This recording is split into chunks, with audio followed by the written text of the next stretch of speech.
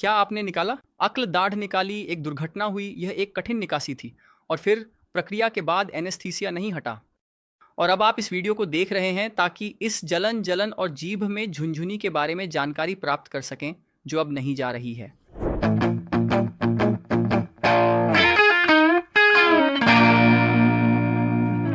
दोस्तों, सबसे पहले मैं जानना चाहता हूं कि आप कौन हैं? क्या आप इस हफ्ते चोटिल हुए मरीज हैं? अभी-अभी दंत चिकित्सक के पास से आए हैं, आपकी जीभ सुन्न है। उन्होंने आपको पहले ही बता दिया है कि यह लिंगुअल नस की पैरास्थीसिया है। आप इन पहले दिनों में क्या करना है, इसे लेकर उलझन में हैं या आप वो मरीज हैं जिन्हें काफ़ी समय पहले चोट लगी थी, 6 महीने से अधिक, और बहुत परेशान हैं क्योंकि नहीं जानते कि क्या करना है। आपका दंत चिकित्सक आपसे हार मान चुका है। जिस डॉक्टर के पास आप गए थे, उसे इसके बारे में बिल्कुल भी जानकारी नहीं है और आप पूरी तरह से खोए हुए हैं, घर पर दर्द से पीड़ित हैं। तो अगर आप वह पहले मरीज हैं जिसे अभी-अभी चोट लगी है, तो यहाँ एक अत्यंत महत्वपूर्ण सलाह है। शांत रहें। क्यों? क्योंकि इन लक्षणों से आपके ठीक होने की संभावना अत्यंत अधिक है। ज़्यादातर मरीज, मैं कहता हूँ, उनमें से 90% से अधिक कुछ दिनों के बाद ठीक हो जाते हैं, क्योंकि दंत चिकित्सक ने केवल नस के पास से गुजरा, उसे चोट पहुंचाई। थोड़ा, लेकिन नस पुनर्जीवित हो जाएगी। अर्थात यह अभी भी अपने केबल से जुड़ा हुआ है और फिर यह पुनर्जीवित होगा और आपके लक्षणों में सुधार होगा। हालांकि अगर आप एक ऐसे मरीज हैं जिसने कुछ हफ्ते, कुछ महीने बीत चुके हैं, आपकी जीभ में जलन है, आपको जलन महसूस होती है और आप एक स्थिर स्थिति पर पहुंच गए हैं, अर्थात आप पिछले कुछ दिनों में बेहतर नहीं हो रहे हैं, तो शायद आपको एक अधिक गंभीर चोट हो सकती है और शायद आपका इलाज थोड़ा अधिक कठिन हो सकता है। इसीलिए मैं चाहता हूं कि आप इस वीडियो में अंत तक बने रहें, क्योंकि मैं आज उपलब्ध सभी उपचारों की व्याख्या करने जा रहा हूं। उस मरीज के लिए जिसे गंभीर जीभ की सुन्नता है, अर्थात जिसका नस काट दिया गया है।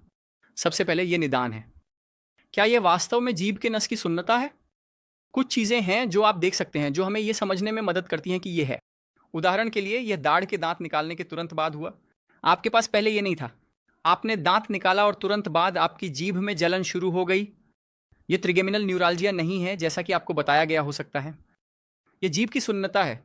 यदि आपकी जीभ के दोनों तरफ जलन नहीं है और यह दाढ़ निकालने के बाद शुरू हुआ, तो यह भी कोई सिंड्रोम नहीं है। मुंह जलना, यह जीभ के नस की सुन्नता है, नस की चोट के कारण। इसे समझते हुए हम निदान की जांच की ओर बढ़ते हैं। पहले एक परीक्षण है जो मदद कर सकता है, जो कि नस की न्यूरोग्राफी के साथ एमआरआई है। यह परीक्षण 100% सही नहीं है।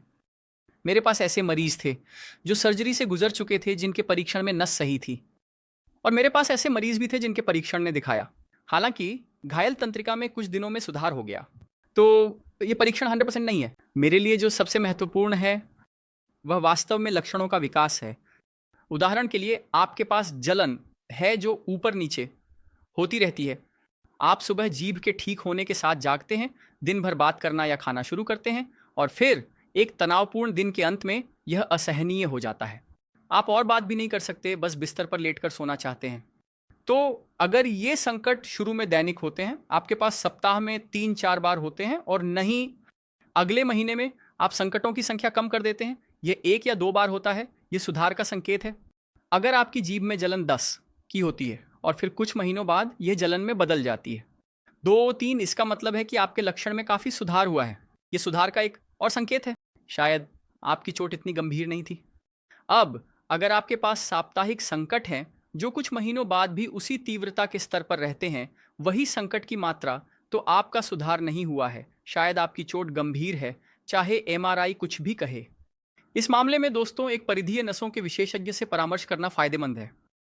यह वह डॉक्टर होता है जो आमतौर पर नस की पुनर्निर्माण करता है ताकि आपको सुधार हो सके, और यह पुनर्निर्माण 1 साल की दर्द से पहले किया जाना चाहिए। मैंने 6 महीने से जीभ में जलन वाले मरीजों का इलाज किया है और 6 साल से अधिक समय से पीड़ित मरीजों का भी इलाज किया है। और विश्वास करें, जितना अधिक समय आपका शरीर दर्द का अनुभव करता है, सर्जरी का परिणाम उतना ही खराब होता है। हम सभी मरीजों के लिए वही प्रक्रिया करते हैं, लेकिन जो व्यक्ति कई सालों तक दर्द सहता रहता है, सर्जरी के बाद ऐसा लगता है कि दर्द नहीं जाता, जैसे कि मस्तिष्क ने उसके साथ जीना सीख लिया हो। इसलिए अपने उपचार को करने के लिए बहुत अधिक समय न लगाएं। एक और महत्वपूर्ण कारक है मनोचिकित्सा। आप नोटिस करते हैं कि आपके दर्द के दौरे ऊपर नीचे होते रहते हैं। कुछ दिन अच्छे होते हैं और कुछ दिन बुरे, और जब आप बहुत तनाव में होते हैं तो यह दर्द हो सकता है। क्या यह बहुत अधिक बढ़ जाता है? तो यह आपकी कल्पना नहीं है। ये मत सोचिए कि यह कुछ ऐसा है जिसे आप बस भूल सकते हैं। नहीं, वास्तव में भावनाओं के न्यूरॉन्स मस्तिष्क में दर्द के स्थान से जुड़े होते हैं। एक दिन की चिंता एक दिन के दर्द की ओर ले जाएगी, और दर्द भी चिंता के क्षेत्र को सक्रिय करता है, इसलिए वे साथ साथ चलते हैं।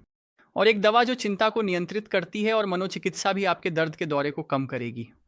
इसलिए दवाओं का उपयोग ताक मनोचिकित्सा, हम जीभ के नसों में सुई और दवा के साथ ब्लॉकेज भी कर सकते हैं, और नस की पुनर्निर्माण भी। यह उन मरीजों के इलाज की सीढ़ी है जिनके पास जीभ की नस की सुन्नता है। मुझे उम्मीद है कि आपको यह पसंद आया होगा कि आपने उपचार को समझा।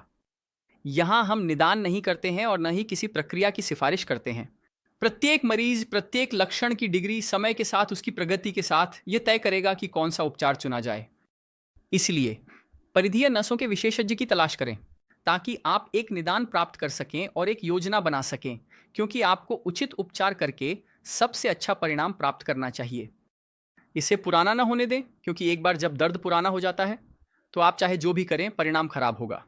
यदि आप जीभ की नस की सुन्नता के बारे में अधिक जानकारी जानना चाहते हैं तो इस वीडियो को लाइक करें और चैनल को फॉलो करें।